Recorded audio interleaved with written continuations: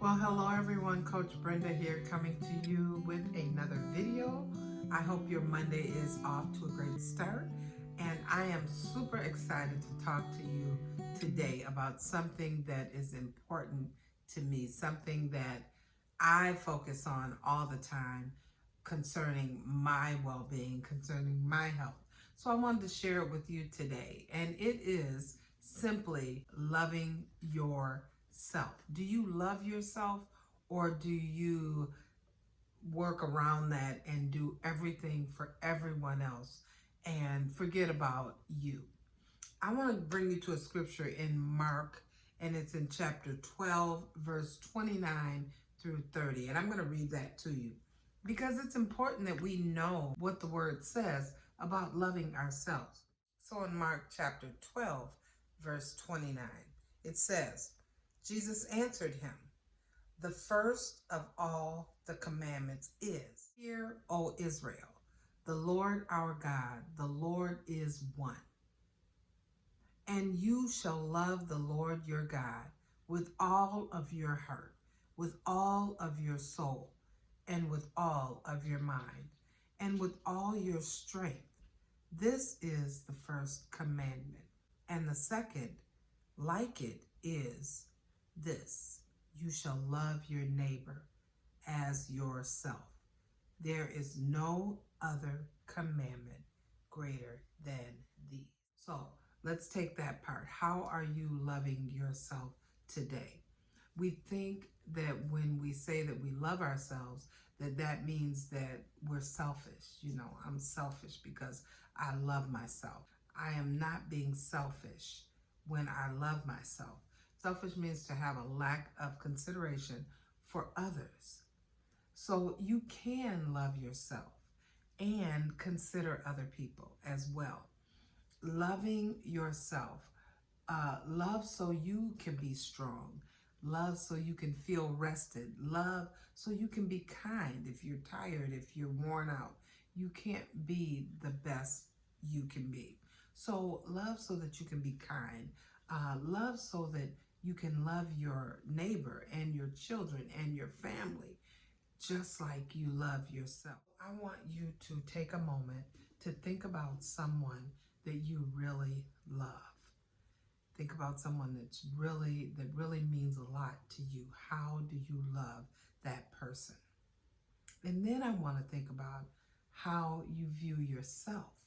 How do you love yourself? What are some of the things that you do to show that, hey, I really love myself? What are some ways that you show that you love yourself? And then think about, why is it so hard to do for yourself? We can do for other people, but sometimes it's hard to do for ourselves. It's hard to say, okay, I'm going to take this day for me. I'm going to take this day and unwind. I'm going to take this day and just relax or go somewhere and enjoy myself. No kids, no family, no anything, just me. I'm going to do something for me. It's hard sometimes to do that. But I want you to really consider this scripture in Mark 12 and 29 through 30, to love your neighbor as you love yourself. I want to give you a few ways that we can practice self-compassion. One of those ways is to be kind to yourself. Be kind to yourself. Do something for you. Take time for yourself. Take time in the morning, if getting up and getting started before the kids, before anyone else gets up, and just spending that time by yourself. That is showing compassion for yourself.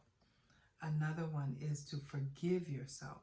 Sometimes we have things that we've done in our past, and it's hard to forgive yourself for areas where you went wrong or mistakes you made in your life, and you hold on to those things and you never let them go. So this is another way to really practice self-compassion, letting go of what happened in your past and giving yourself that grace.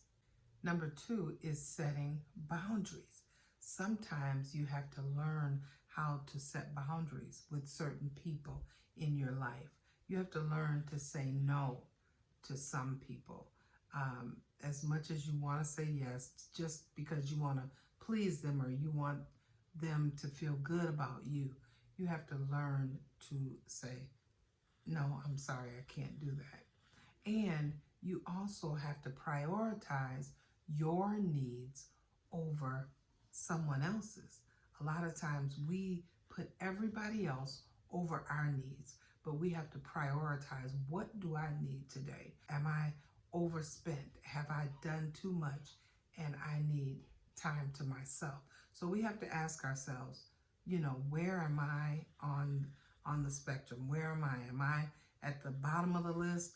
Do I need to be up at the top of the list? Where am I? Number 3 is to take care of your body. Are you really taking care of yourself? Are you doing the things that you need to do for your body? Number 1 in that is your diet. Changing your diet, eating healthier foods, focusing on those fruits and vegetables, those healthy fats, focusing in on those nuts and seeds, things that are going to, I always say, when you're eating fast food, it's dead food. It's really not live food. When you're eating fruits and vegetables, you're eating food from the ground. You're eating live food. So really focus on eating more live foods, nutritious foods, foods that give you energy. And then another key in taking care of your body is exercise. Getting your exercise in, whatever you like to do. If it's biking, if it's swimming, if it's walking, if it's jumping rope, whatever that thing is, if it's turning on some music and just dancing, whatever you like to do to work out, to get your body moving, it makes a difference.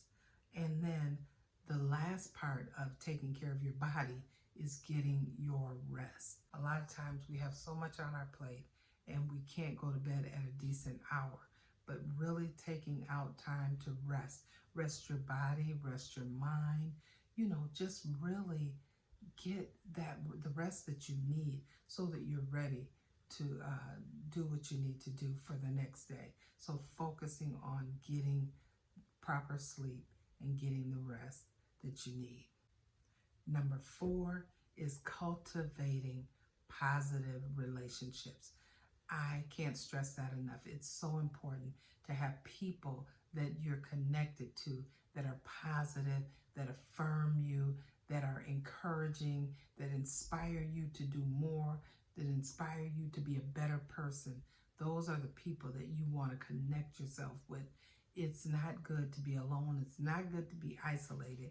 It's not good to not have anyone that you can communicate with, because when you are all alone, it's all about what you're saying to yourself. You're going back and forth with yourself. But when you have someone that you connect with, you can share ideas, you can encourage one another, and have a few friends, that an inner circle that you have that you can connect with and you can share with. It's good to cultivate those positive relationships and limit toxic people in your life.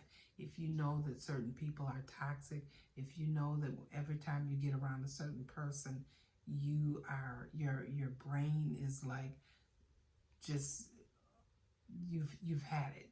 It's like, oh my God, I can't take much of that person. Then limit those people. Limit the time that you spend with toxic people. So these are just a few areas that I wanted to share with you to encourage you to practice self-compassion. It's not too late. There's always a chance that you can take out time for yourself. You love your family, you love your children, you love your job, you love all the things that you do in your life. But if you're not well, then it's very difficult to be happy and be energetic and be positive if you are not well. You want to be the best you can be for your children. You want to be the best you can be for your family. And that is all about, number 1, taking care of you. All right, so have an amazing Monday and start today. Don't wait until next